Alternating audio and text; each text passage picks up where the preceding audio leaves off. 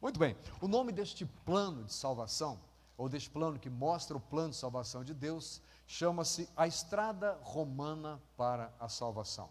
É um estudo muito antigo, muito convencional, uma das diversas maneiras que existem para você apresentar a necessidade de salvação às pessoas e o que é exatamente a salvação, o que se processa na vida da pessoa, quais são as transformações, o que ela pode esperar com isso. E gostaria de hoje à noite meditar um pouco nos textos que estão ligados a esta chamada estrada de Romanos para a salvação.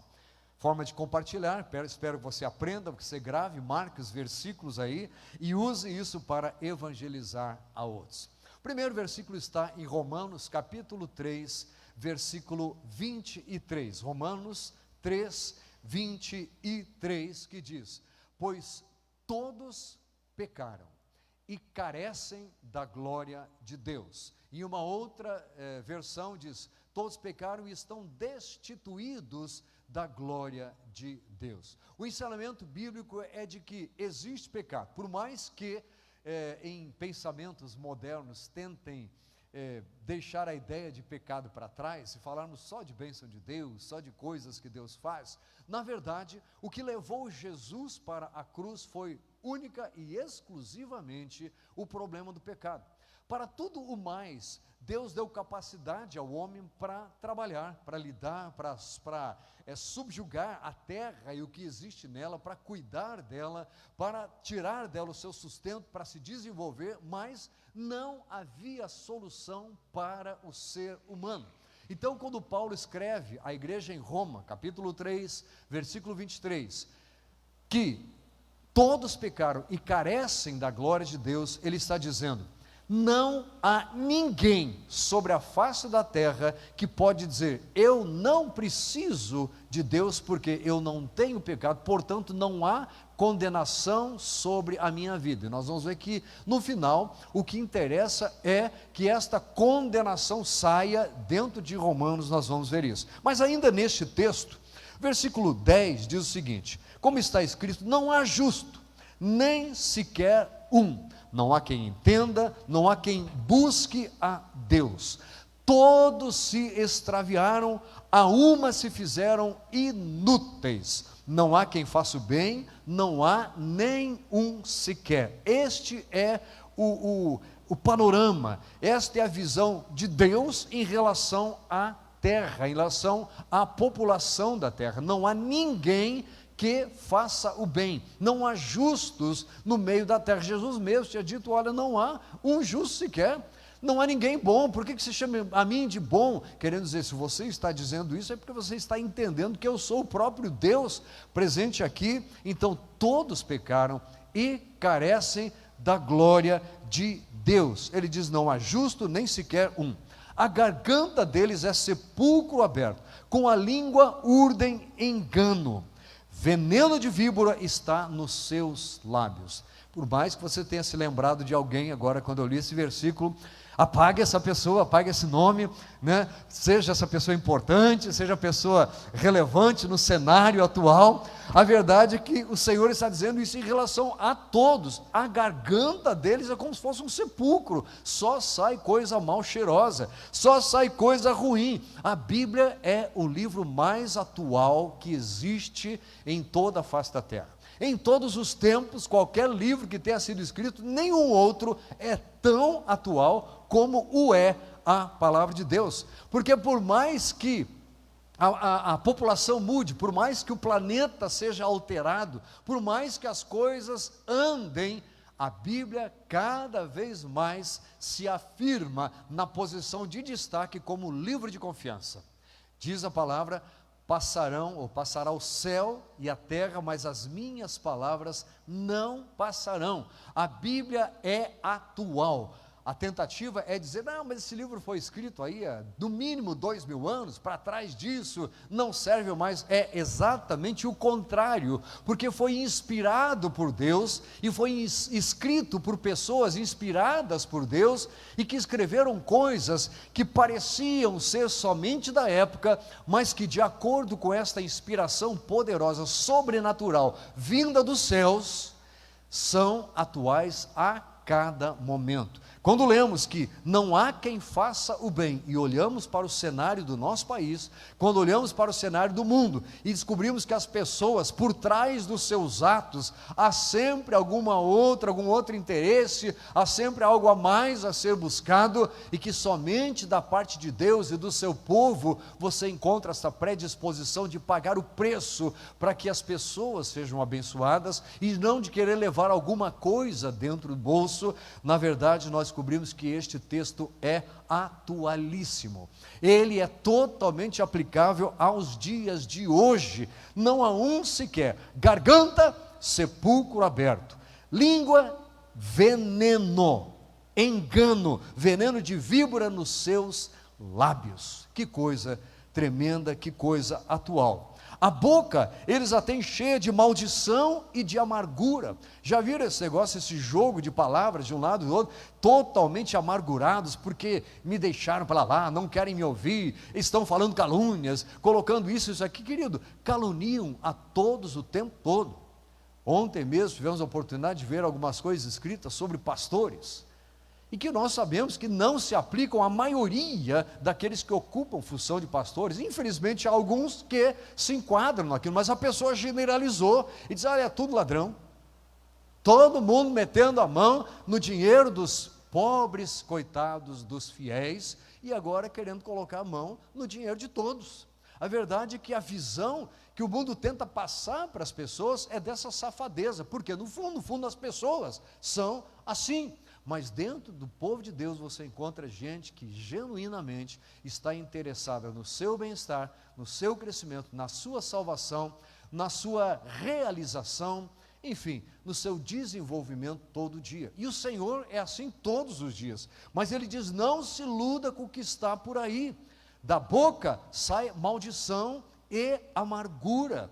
Os pés, como é que são os pés? São velozes para derramar sangue e para acusar um ou outro de que foi ele que derramou sangue. Já viu esse negócio aí de chamar um de uma coisa, chamar do outro, usar títulos, né, que no passado foram usados a figuras como Hitler e coisa assim? Essa é a mesma coisa, tira a vida, enfim, ficam acusando como se isso tirasse o foco de cima das suas próprias vidas.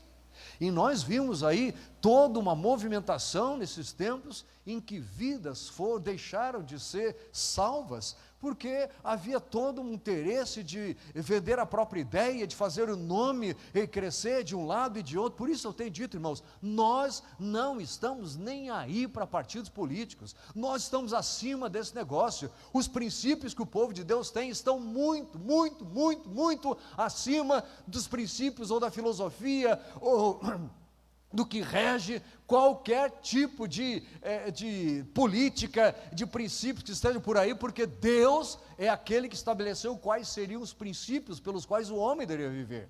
E esses princípios não estão, preste atenção, eles não estão relacionados à forma de governo, eles não estão relacionados a tipo de regime que esteja vigente no país. Eles são acima, eles são supragovernamentais, são suprapartidários. Nós não estamos nem aí para um partido ou outro.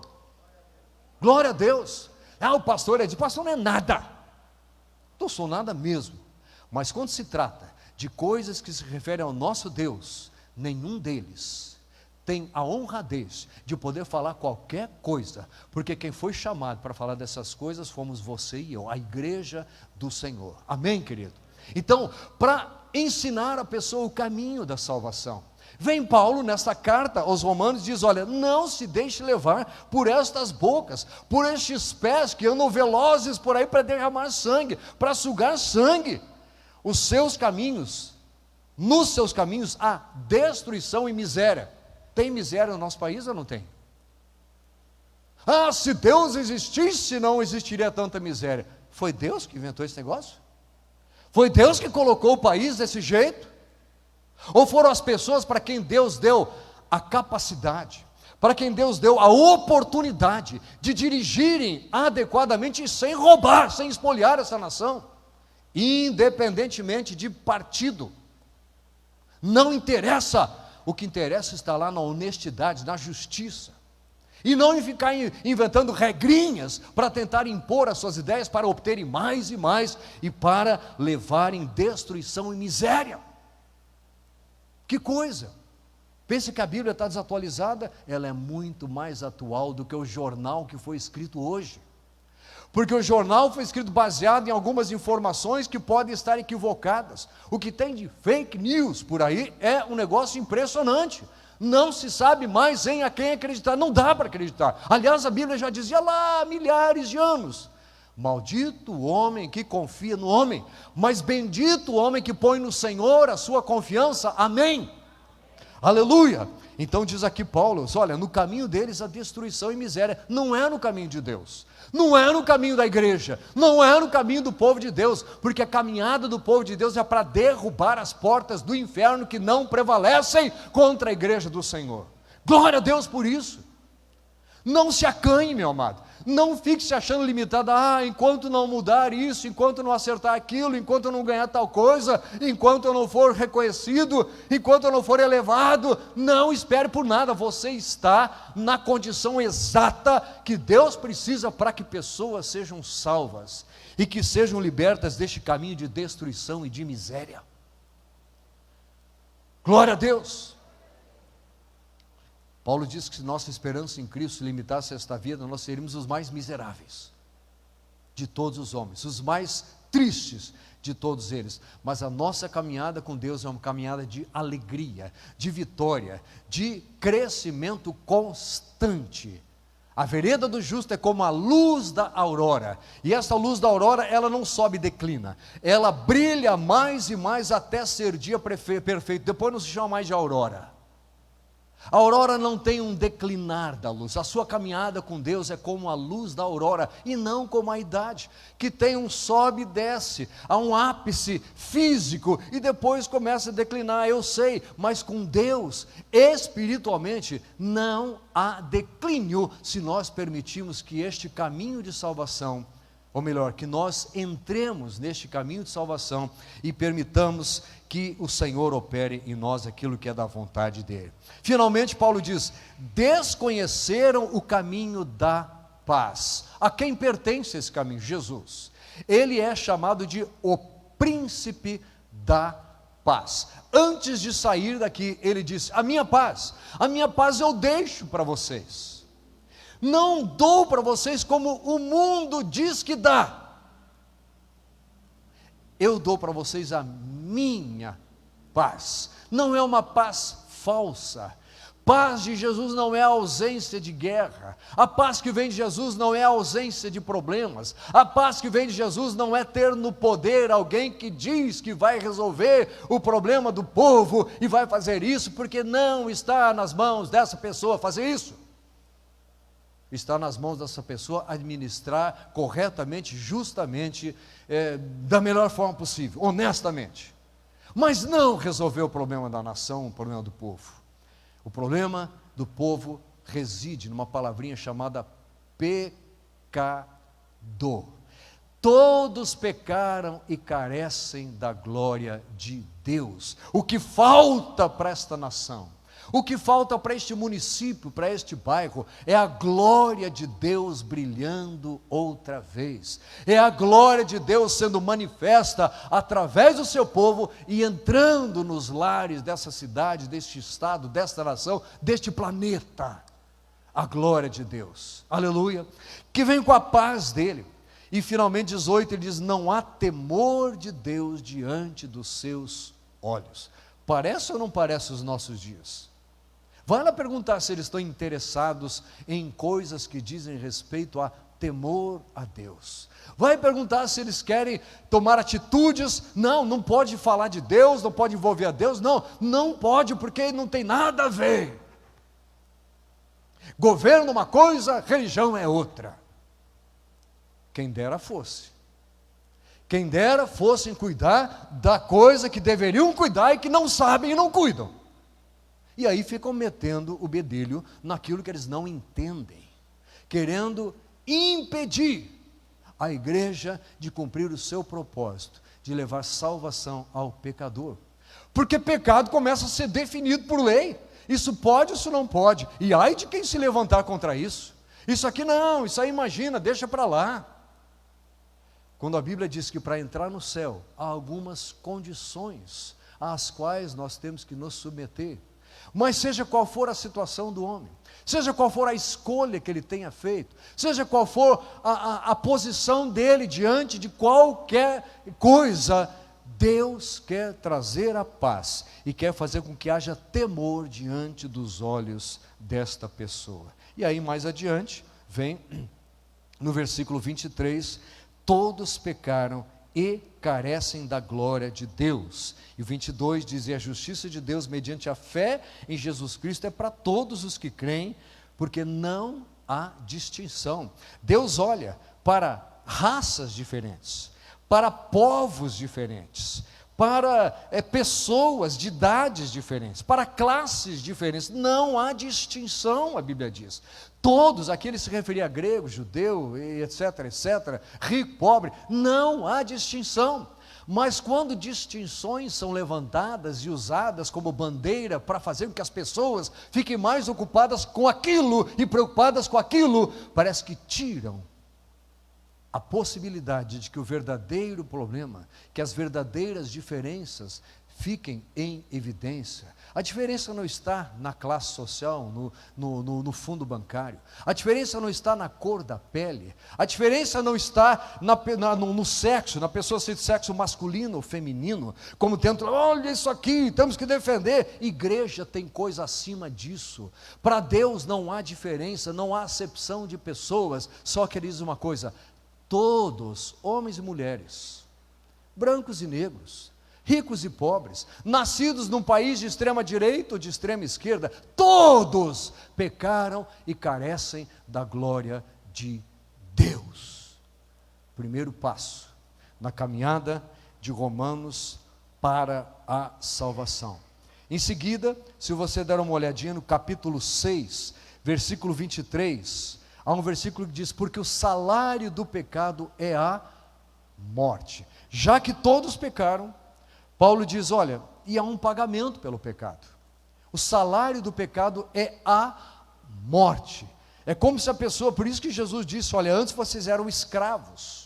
Não escravos do regime anterior, não escravos do presidente anterior, do partido que governava antes, não. Nós vamos ser libertos, as pessoas são libertas quando elas descobrem que elas eram escravas do pecado, e o salário que eles estavam recebendo, porque não é o que elas não precisamos pagar um salário de tanto, porque as pessoas são dignas e o foco fica em salário e dinheiro, mas há um salário muito mais sério do que o dinheiro, do que o recurso financeiro. Deste Deus cuida, creia, não tenha dúvida. Nunca vi o justo mendigar o pão, diz a palavra do Senhor, passar necessidade. Deus se encarrega disso, mas quando o foco fica, não, porque esse governo é aquele, e agora o mínimo vai só para tanto e tal, o mínimo é ridículo esse negócio. E eu não vou gastar tempo, saliva, é tempo de vocês que é precioso, para falar o quanto o povo está sendo roubado, e o reajuste que os aposentados receberam, que ele seria rebaixar a mensagem de Deus, falar dessas coisas. E tem gente que se presta para isso, deixa eles, que briguem aonde quiserem brigar. O meu palco de briga é espiritual, e o que nós queremos é que não só todos nós cheguemos até o final da caminhada salvos, com o nome escrito no livro da vida, arrolado nos céus, que é o que nos traz alegria, mas que também levemos conosco muita gente, e não é aumentando o salário de muita gente, pastor, mas o senhor é contra? Não, de jeito nenhum, eu acho que todo mundo tinha que ganhar muito mais do que ganha, só que, se chegasse ao nível da riqueza, Jesus falou assim, olha, cuidado, porque dificilmente um rico entra no reino dos céus. Quanto é riqueza? Não sei, mas eu vou tentar dar uma definição para você. É o suficiente para a pessoa começar a confiar naquilo. Riqueza é aquilo que é suficiente para a pessoa começar a confiar naquilo. Para você pode ser um X, para o outro pode ser 2X. Mas se foi suficiente para tirar a confiança que você depositara no Senhor, para depositar nisto, no novo emprego, na promoção, no curso que você está fazendo, e deve ser o primeiro colocado no curso, sem dúvida. Mas se é para dizer que este salário que vai resolver o problema da minha vida, você está aceitando as mentiras e as provocações que este mundo tem colocado diante das pessoas. Aceite que Deus é quem cuida de você. Aceite que Ele é quem faz você se sentir realizado. E aceite que o salário do pecado é a morte. Mas como diz a continuação, há um dom gratuito de Deus. Olha que interessante. Pecado tem salário, é pagamento. Mereceu o pagamento, morte. Está aqui a sua morte devida pelo pecado. Não adianta, querido, isso não vai mudar. Não adianta querer renovar, revisar, melhorar, adoçar a palavra, não vai mudar. Salário do pecado é a morte, tanto que Jesus morreu por isso. Jesus não foi para a cruz para que você e eu fôssemos bem-sucedidos. Jesus não foi para a cruz para que você e eu nos formássemos com louvor. Jesus não foi para a cruz para que nós fôssemos reconhecidos mundialmente, para que o nosso perfil tivesse muitos seguidores. Jesus foi para a cruz porque havia um problema. Nós tínhamos um salário garantido. Todos pecaram e carecem da glória de Deus, e o salário do pecado é a morte. Esta é a condição da população deste mundo antes de conhecer ao Senhor. Mas graças a Deus que na continuação ele diz, não é o salário, olha que é o dom gratuito de Deus, é a vida eterna em Cristo Jesus. Eu não recebo porque eu mereço, como eu recebia o salário do pecado. Pecou, recebe o pagamento porque Deus determinou o pagamento. Mas não há como merecer a salvação. Por isso este versículo diz que é dom gratuito de Deus, a vida eterna em Cristo Jesus. E quem é Jesus? O nosso Senhor. Esta vida eterna é dada gratuitamente para aquele de quem Jesus é o Senhor. Glória a Deus. Se você virar as páginas da sua Bíblia para Romanos 5:8, vem o terceiro versículo desta caminhada aos Romanos, que continua exatamente aqui aonde parou o dom gratuito de Deus é a vida eterna. Romanos 5:8 diz, mas Deus prova o seu próprio amor para conosco todos, pelo fato de ter Cristo morrido por nós, sendo nós ainda pecadores. Ele não esperou que nós merecêssemos, porque nós nunca mereceríamos. Ele não esperou que nós nos tornássemos membros da igreja e dizimistas, porque isso nunca serviria para trazer salvação. Jesus já foi se entregando na cruz, sem que nós o tivéssemos declarado como Senhor.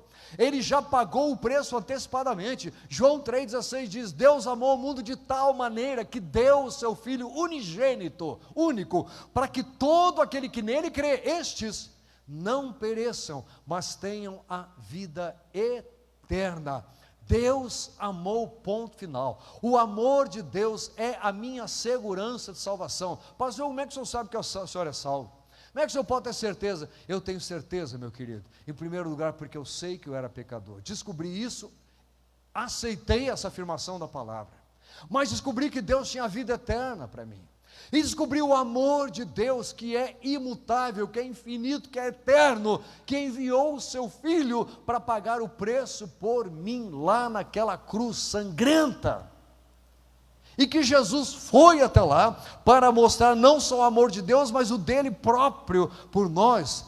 O fato de Cristo ter morrido na cruz, sem que houvesse não pecadores, prova o quanto Deus amou. A maior segurança que eu tenho da minha salvação é de que Jesus me amou, é de que Deus me amou, e não porque eu fosse especial, não porque eu tivesse algo diferente, porque não há distinção, já lemos aqui, não é porque eu nasci numa família, num lugar, num determinado momento, numa cidade, de uma determinada ascendência, não tem nada a ver com isso.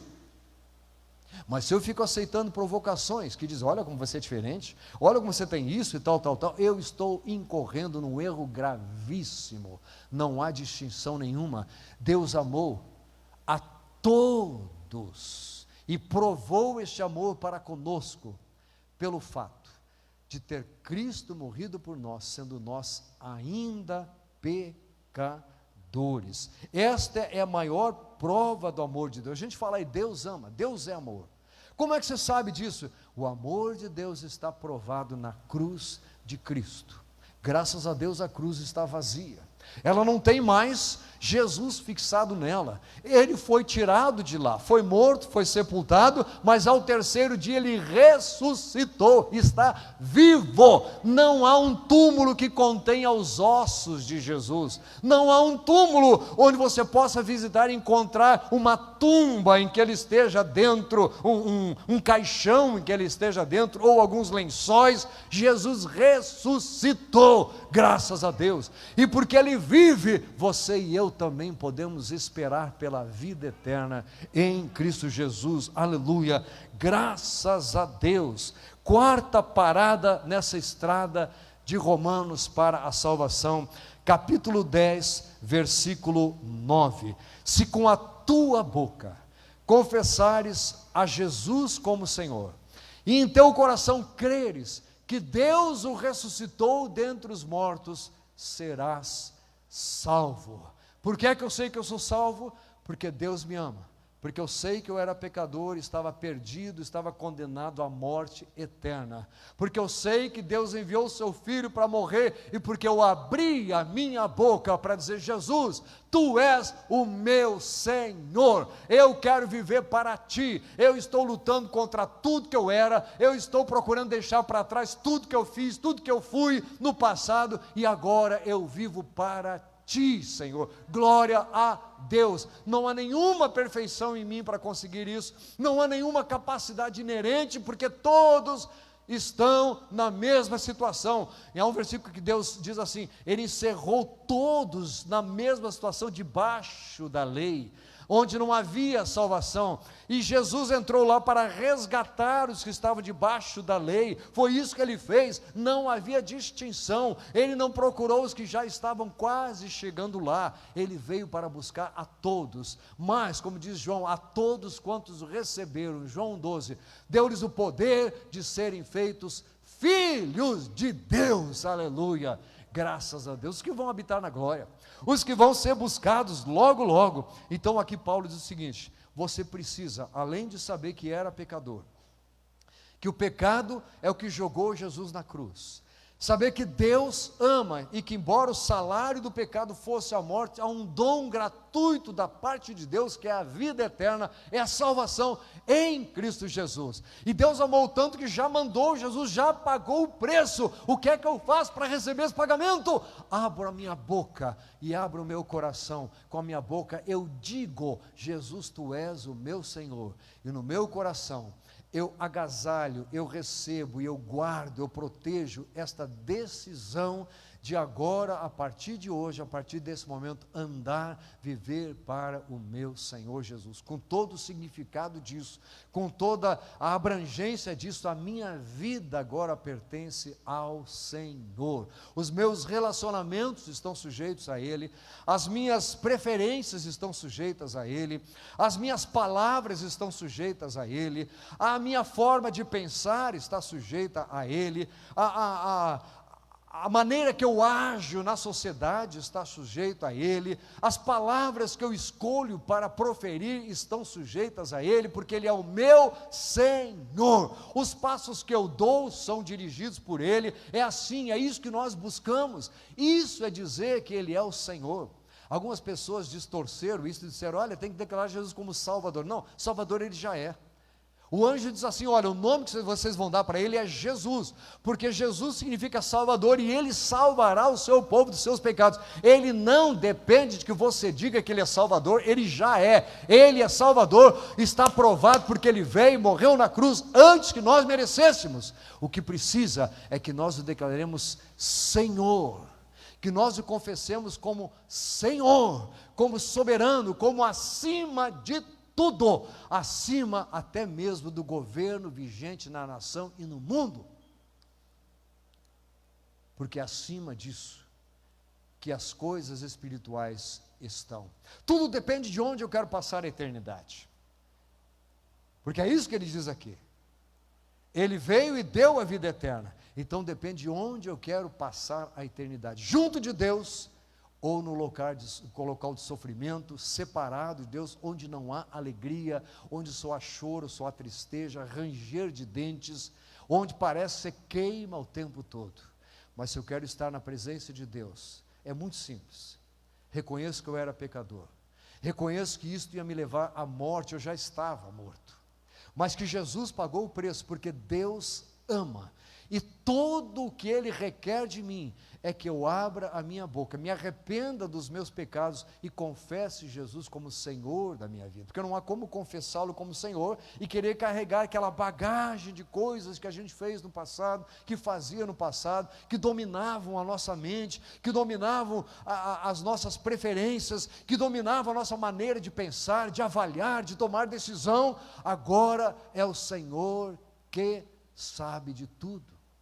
Cada um de nós tem coisas que a gente tem até vergonha de mencionar, mas a Bíblia nos ensina que Deus jogou lá no profundo abismo, no mar do esquecimento, desde o dia em que nós pedimos perdão, Senhor, me perdoa, e desde o dia em que nós o declaramos como Senhor, e estamos nos esforçando, para que Ele seja mostrado diariamente como Senhor de nossas vidas, em casa, na rua, no trabalho, na escola, entre pessoas conhecidas, entre desconhecidos, com poucos ou com muitos, em qualquer momento, em pandemia ou fora de pandemia, Jesus é Senhor, graças a Deus. Amém, queridos? Louvado seja Ele. Com a tua boca, se confessares com a tua boca Jesus como Senhor, em teu coração creres que Deus ressuscitou dentre os mortos, serás salvo, porque com o coração se crê, e com a boca se confessa, com o coração se crê para a justiça, e com a boca se confessa a respeito da salvação. O que sai da boca diz em que é que nós confiamos para a nossa salvação. E aí é que vem o problema, que eu mencionei o salário, mas se refere a tudo que a gente acha que é o que nós merecemos e que possa tomar o lugar de Deus na nossa vida. Ele é que tem que ser o Senhor. E a minha confiança para a salvação tem que estar posta nele e exclusivamente nele. Glória a Deus. Por que é que eu sei que eu sou salvo? Porque a minha boca diz: Jesus, tu és o meu Senhor. E parece que diariamente a gente precisa reafirmar: Senhor, tu continuas sendo o meu Senhor, graças a Deus. Nesse texto, lá no versículo 13, diz assim: todo aquele que invocar o nome do Senhor será salvo. Todo aquele que chamar o Senhor para a sua vida, todo aquele que com a sua boca disser Ele é o Senhor, todo aquele que disser Ele é o meu Senhor, será salvo. A Bíblia não diz aquele que sente que Ele veio, a Bíblia não diz aquele que chorou muito no dia da conversão, a Bíblia não diz aquele que era bom demais, a Bíblia não diz aquele que dá muitas ofertas, a Bíblia não diz aquele que faz muitas boas obras, a Bíblia não diz aquele que passou muito tempo dentro de uma igreja, a Bíblia diz aquele que invoca o nome do Senhor. Glória a Deus, este será salvo, graças a Deus, porque é dele que vem a nossa salvação. O que é então que acontece, o que nós recebemos? Próximo passo, Romanos 5, capítulo 1, diz: justificados, pois, mediante a fé, temos, olha a paz de novo aqui, temos paz com Deus, por meio do nosso Senhor Jesus Cristo. Lembra de quem é a paz? Quem é o príncipe da paz? Quem é que nos dá aquela paz? Agora você descobriu como é que veio esta paz. Veio porque você foi declarado justo. Uma vez que creu, uma vez que se arrependeu, uma vez que confessou os seus pecados e confessou Jesus como Senhor de sua vida, Deus te declarou justificado. Não tem mais pecado para acusar você. Não há mais julgamento esperando por você. Você não vai se defrontar com um juiz no qual você vai ser avaliado para ver se as suas ações foram mais boas do que ruins. Não. Simplesmente a Bíblia diz: justificados, passado, algo resolvido, algo completo. Justificados, pois, mediante a fé. Temos fé em quem? Em Jesus. Temos paz com Deus. E para complementar, outro versículo meu do capítulo 8. Romanos capítulo 8, versículo 1. Se você quiser dar uma olhadinha aí, diz, além de justificados, ele diz, agora, pois não há nenhuma condenação para os que estão em Cristo Jesus. Aleluia. Levanta a mão quem está em Cristo aí. Ótimo, fica a mão levantada, fica a mão. Está vendo alguém com a mão levantada do seu lado? Diga para ele assim: não há condenação para você. Aleluia! Não há condenação mais para você. Por quê? Porque você merece? Porque você fez muitas boas obras? Porque você está muito tempo na igreja? Não, porque você está em Cristo Jesus. Não é nem porque você é membro da igreja do Nazareno Paraíso. É porque você está em Cristo Jesus. Não há mais nenhuma condenação. Quer dizer o seguinte: não há mais um julgamento em que você vai receber uma sentença. Não há mais nada escrito para ser apresentado algum dia. Não há mais. A Bíblia diz que ele rasgou o escrito de dívida que nos era prejudicial, que constava de ordenanças. No momento que ele foi crucificado, ele rasgou aquele escrito prejudicial. Não há mais nenhuma condenação para os que estão em Cristo Jesus. É isso que te traz a paz dele. Justificados, temos a paz com Deus. Não há nenhuma condenação para os que estão em Cristo Jesus. Tenha paz, meu querido. Esteja seguro da sua salvação, porque ela não depende de você, ela é totalmente de Deus. Ele providenciou tudo, e Ele apenas queria ouvir da sua boca: tu és o meu Senhor. E queria ver no seu coração essa determinação de procurar todos os dias, até que Jesus volte, colocar o Senhor em primeiro lugar na sua vida. Aleluia, graças a Deus. Neste mesmo capítulo, para concluirmos o raciocínio, versículo 38, dá uma olhadinha lá, neste mesmo capítulo 8 de Romanos, Romanos 8, versículo 38, Paulo escreve o seguinte: porque eu estou bem certo de que nem morte, você viu morte de perto nesses dias? Perdeu um amigo, perdeu alguém da família, ouviu de morte de alguém que era saudável, disse, não esperava por isso. Eu perdi um amigo com quem eu morei no Rio de Janeiro, colega de corrermos juntos, de fazermos planos juntos, de viajarmos juntos. Morreu nessa pandemia, mas está no céu, servo do Senhor. Um dia eu vou encontrá-lo outra vez. E outros partiram, mas a Bíblia diz que nem morte, nem vida, porque alguns pensam a morte, a pior, são às vezes a vida, dependendo da vida que leva, e de se Jesus é o Senhor ou não. Mas a Bíblia diz que se a vida está nele, nem morte, nem vida, nem anjos, nem principados, nem coisas do presente, nem do porvir, nem poderes. Pode alguém se dizer poderoso? Eu tenho, eu faço, eu determino, eu faço o que eu bem entendo. Você não vai fazer nada, eu que decido. Pode fazer o que quiser, nestas coisas não manda nada, nem poderes, nem altura, nem profundidade, nem qualquer outra criatura poderá separar-nos do amor de Deus, que está em Cristo Jesus. Aquele que está em Cristo não tem condenação. O amor de Deus está em Cristo. Deus prova o seu próprio amor para conosco pelo fato de ter Cristo morrido por nós, sendo nós ainda pecadores. Aleluia! Não há nada que possa separar você, depois que confessou a Jesus como Senhor, que possa separar você do amor de Deus que está em Cristo Jesus. Aleluia, graças a Deus. Gostou da estrada de Romanos?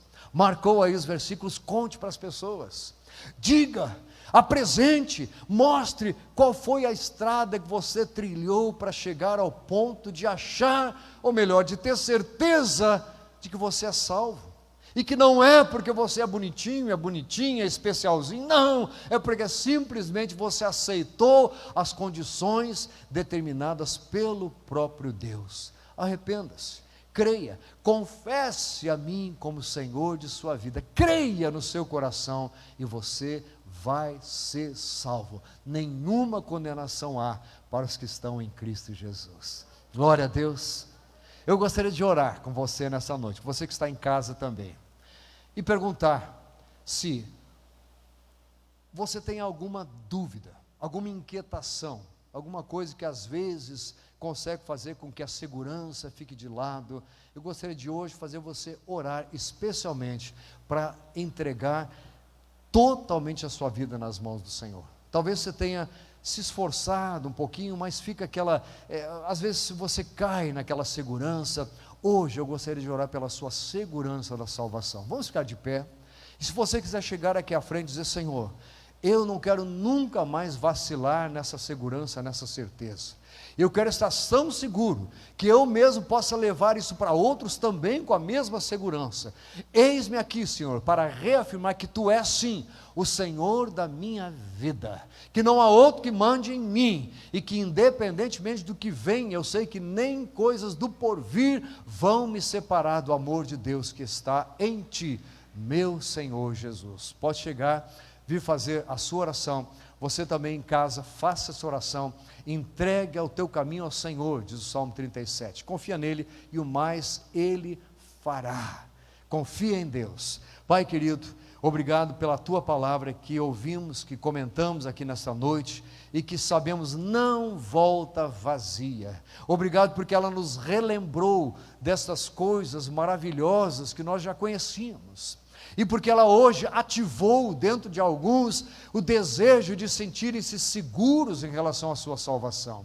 E é o que eu peço, é que Tu estejas operando na vida destes telespectadores, destes que estão nos acompanhando, que todos eles, Senhor, encontrem em Ti agora o alívio, o descanso e a certeza de que não há mais nenhuma condenação, porque eles passaram a estar em Ti. Cuida, Senhor, de cada um destes, que nunca mais lhes falte esta segurança, que não vacilem os seus pés, e que haja esta determinação interna, interior, de andar sempre na Tua presença, de esforçarem-se por fazer a Tua vontade, por permanecerem contigo em todo o tempo. Oramos, pedimos isto e agradecemos em o nome precioso do nosso Senhor e Salvador, Jesus Cristo. Amém. Deus abençoe você que está em casa, que esteve nos ouvindo, os que estão aqui podem retornar